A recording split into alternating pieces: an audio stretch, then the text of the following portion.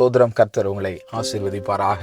இந்த நாளிலும் அநேகர் என்ன நினைப்பாங்க அப்படின்னா, என் கையில் அதிகாரம் இருக்குது, என் கையில் பணம் இருக்குது, நான் என்னை கேட்கறதுக்கு ஆள் கிடையாது, நான் எவ்வளவு பெரிய ஆள் தெரியுமா, நான் யாருடைய மகன் தெரியுமா, நான் எவ்வளவு பேச்சு திறமை உள்ளவன் தெரியுமா, என்னிடத்துல கேள்வி கேட்பதற்கு இந்த உலகத்தில் யாருக்கு அதிகாரம் கிடையாது, நான் சம்பாதிக்கிறேன், நான் செலவழிக்கிறேன், நான் எனக்கு இருக்கு, நான் அனுபவிக்கிறேன், யார் என்னிடத்தில் கேள்வி கேட்க முடியும் என்கிறதான எண்ணம் அநேகருக்கு உண்டு. யார் என்னை எதிர்த்து நிற்க முடியும், நான் செய்யறதுக்கு எதிராக யார் வந்து நின்ற முடியும் அப்படின்னு சொல்லி இந்த உலகத்தில் அநேகருக்கு எண்ணம் உண்டு.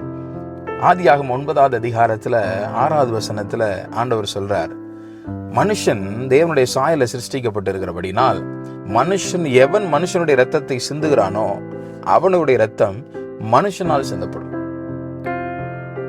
யோசித்து பாருங்க. அப்ப ஆண்டவர் என்ன சொல்றாருன்னா, நீ ஒருவருடைய இரத்தத்தை சிந்தினால் இன்னொருவர் வந்து உன்னுடைய இரத்தத்தை சிந்துவார். அப்படியானால் நாம் எதை செய்கிறோமோ அது திரும்பவும் நம்ம இடத்தில் வரப்போகிறது.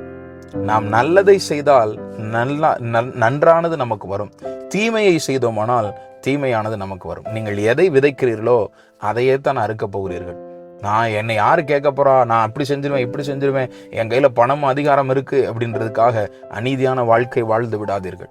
எல்லாரையும் பேச்சு திறமையில சமாளிச்சிருவீங்கன்றக்கா அநீதியான வாழ்க்கை வாழ்ந்து விடாதீர்கள். நீங்க எதை விதைக்கிறீங்களோ அதை தான் அறுக்க போறீங்க. நல்லதை விதைங்க, நல்லதையே நாம் அறுப்போம்.